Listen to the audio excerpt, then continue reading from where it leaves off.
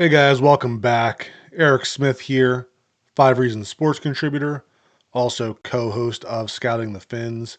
And in today's video, we are going to take a look at Miami Dolphins' fifth round pick, number 150 overall, University of Florida cornerback, Jason Marshall Jr.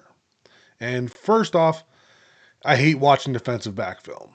It's the most boring thing in football for me.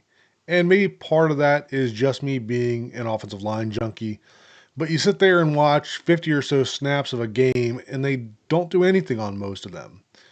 Through the almost 3 games that I watched for Marshall, there was only 3 plays that I'd consider him targeted on. So when we get into the film portion, we're going to try to look at some of the off-ball stuff too, to try and paint an overall picture of the player we're getting. And like we talked about yesterday in the Jordan Phillips video, guys that are drafted in the fifth round are going to have things that you like and things that you don't. The best GMs and coaches are the ones that are able to identify those and translate them into their schemes and maximize the potential. Marshall is a hometown guy from Miami and was highly recruited out of Miami Palmetto Senior High. Based on the notes from Dane Brugler's draft guide, he had a fractured ankle in 2020, but still battled through his senior season and earned first team All State honors in high school. He graduated from Florida with a degree in education and hopes to become a trainer after his playing days. Marshall arrived at Florida in 2021 and found the field immediately, playing in 13 games and starting 7 of those. And I believe it was 39 starts over his career that he has at Florida in the SEC. All right, that's enough talking for now. Let's get into the film review. All right, first let's look at the targets that I have for Marshall. So this is Marshall down here at the bottom of your screen. And on this one, you're going to see, first off, they switch coverage there at the top that we'll see when it replays again. But then you see him doing a really good job staying with that receiver, right? He ends up covering this inside guy as the receivers switch on the release and does a good job following him all the way across the field. And we see teams get huge plays on similar reps all the time. That's a tough ask to run, you know, probably 50, 60 yards and almost a full sprint. And, while he may not get his hands on the ball there, you can see with that close coverage, he is in a position that pass has to be almost perfect to be completed. So that's a really nice rep from Marshall on that play. And the next one here, top of your screen. So obviously gives up the completion there. Obviously, you know, he gets close to the first down marker. But what I want you to look at here is he's rotating back into coverage, almost more of a zone coverage. The other safety is all the way over here. If Marshall jumps this route and tries to make a play on that and doesn't make it, that receiver has green grass there. So I understand why he was playing off a bit. Would like to see, a little better form on the tackle there to limit that to, more of a 4 or 5 yard gain. But in terms of the coverage, I'm, okay with that for the most part. And then last one here for coverage, and this one kind of went back and forth on. Again, he's on the top of the screen there. And you can see that he is rotating to almost like a 3 deep coverage there. This is a third down play. And while that receiver's in front of him, I don't really knock him too much for giving up a reception there. I feel like the guys in the middle there, particularly, this guy here with the towel out here that doesn't adjust, right, could have had an opportunity to get the hand on the ball, where Marshall is, more of trying to keep a lid on the defense. All right, so like I said, those were the only 3 targets that I had through the games that I watched for Marshall.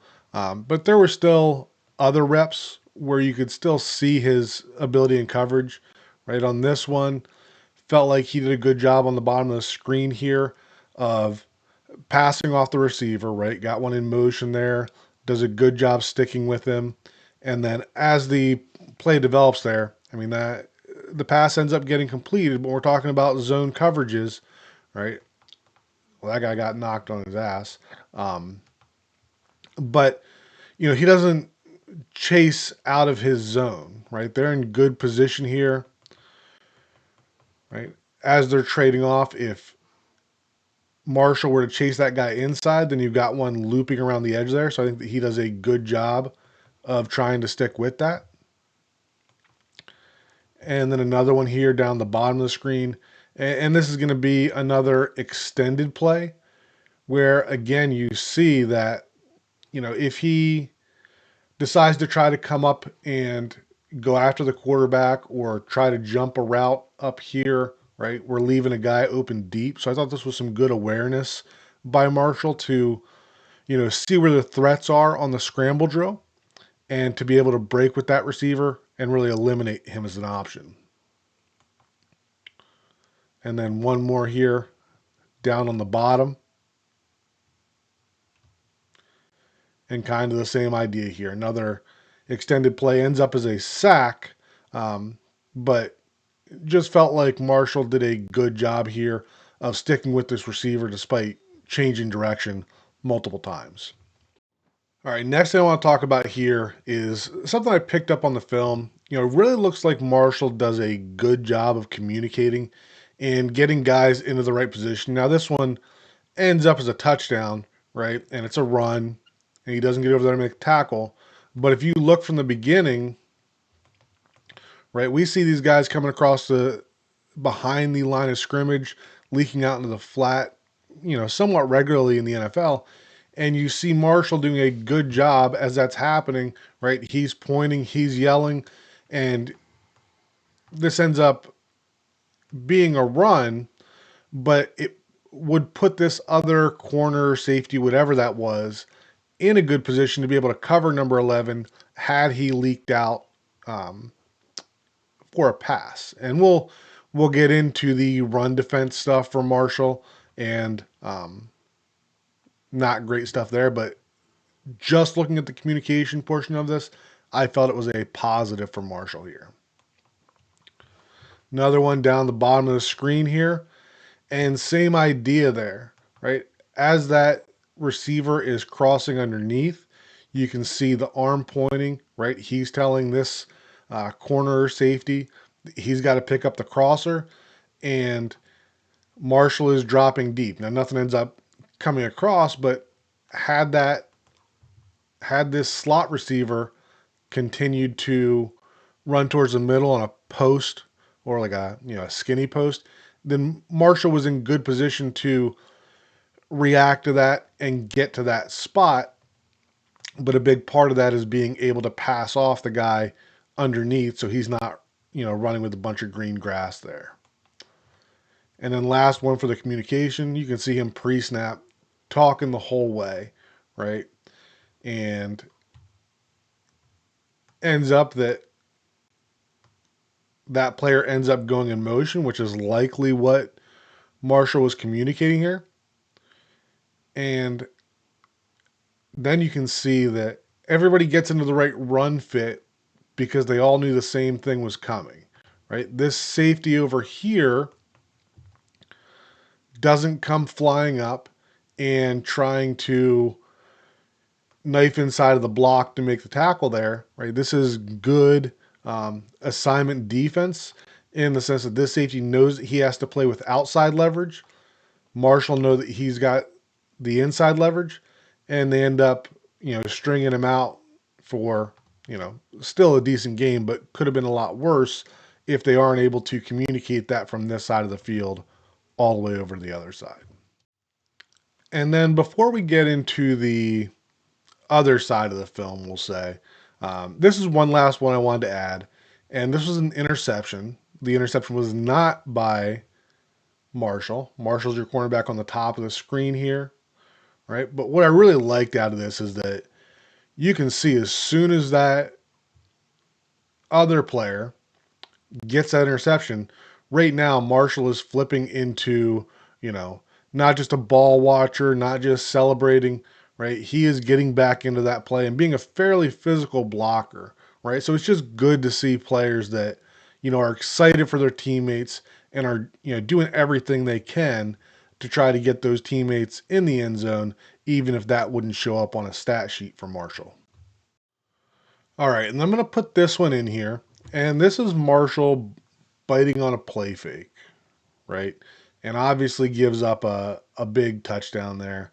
Um, and it's actually a flea flicker, not necessarily a play fake. But not going to say that he didn't bite on it.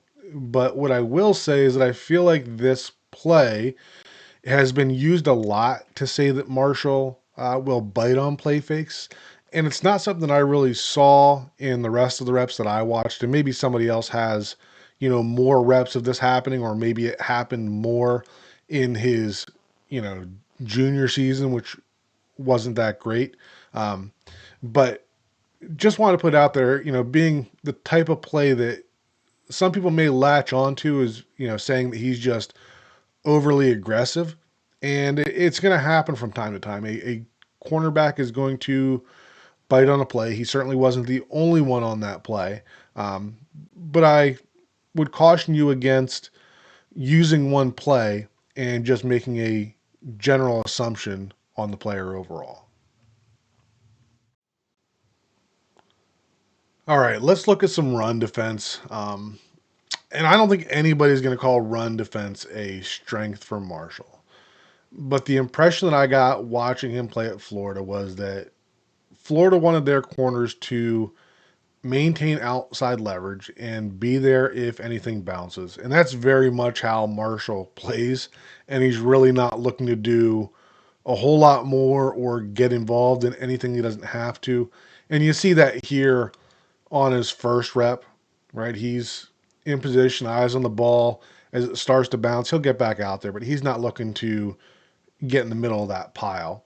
And you'll see something similar here, right? More of a goal line scenario.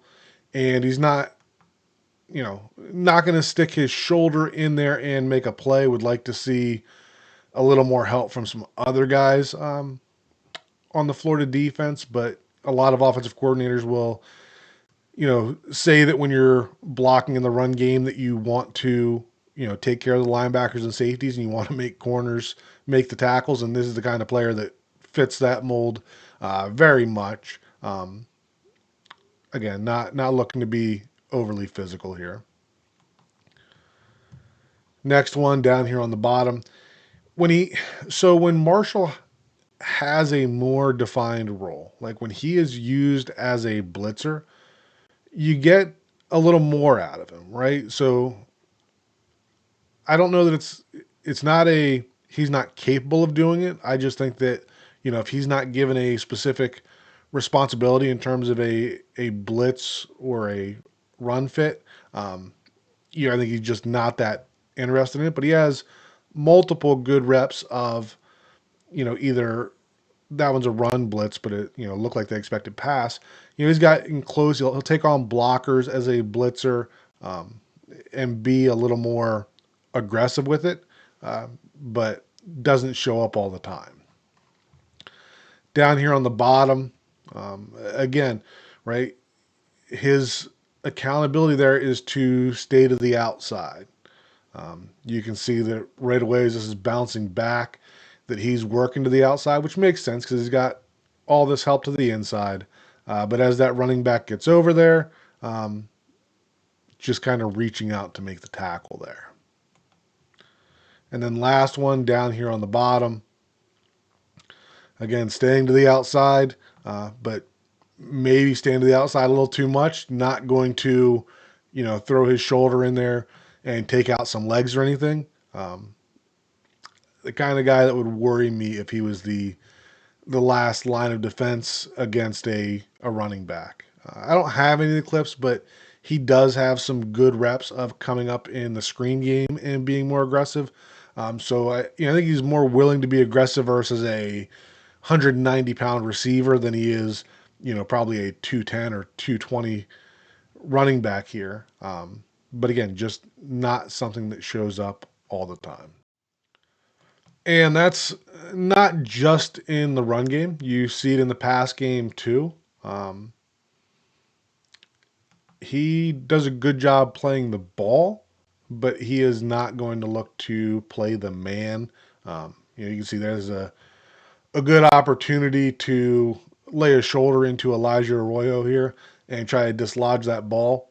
And instead, he just kind of watches and lets that play be made. All right, and then last one for the film here. He did only play in 7 games in 2024, and that was because of a torn labrum that he suffered. And this was the play that it happened on. You can see that this was a jet sweep that was outside. He's getting out there diving, right, and just diving on that shoulder. And this again was resulted in a torn labrum that required season-ending surgery for him. All right, so overall, he's a player that, despite a low interception volume, only had 2 in his career, and that was 1 each in his freshman and sophomore year. He's a player that's still got good ball skills and gets his hand on the ball pretty often. He had 27 pass breakups over his 4 seasons. He was mostly a perimeter player at Florida, but he did have a few snaps in the slot as well. I think he's a really athletic player that looks comfortable in both man and zone coverages, and he had some solid blitzing skills on the rare opportunities that those were given. Um, Plays with a bit of an edge, but he's not physically imposing. He'll do an okay job filling the bare minimum when it comes to run defense and getting involved with tackles, but he's not going to go out of his way to be physical, dislodging a catch or cleaning up a running play. So, why is he in the fifth? I think the film review and the overall evaluation explains some of it. While he's solid in coverage, he's not a shutdown corner to ignore the other limitations completely. And in Simon Clancy's guide, he pointed out that during Marshall's junior year at Florida, 2023, he allowed 38 receptions on 124 targets for 24.2 yards per catch. And Simon also suggested a possible move to safety, which could make sense given his range and his ability to communicate, but I'd have some significant concerns if he's the last line of defense when it comes to tackling. He's also coming back from the surgery of that torn labrum, and we already looked at that. But I don't have too much concern with that because even if he's still going through a recovery phase, his legs work just fine. And he can still go through all the reps minus the contact, which is easy to limit for a defensive back. I actually really like the pick, and I'm not crazy enough to think he's going to come in and be a starter as a rookie. He's likely going to start out on the depth chart behind Cam Smith and Storm Duck. However, given the limited nature of the physicality needed in training camp, this is a player that I'd keep an eye on to jump up the depth chart and earn some quality time on the field early in 2025. As always, thanks for watching. Leave a comment below. I try to respond to all of them. Let me know what you think of our new corner from the University of Florida, and we'll talk again soon.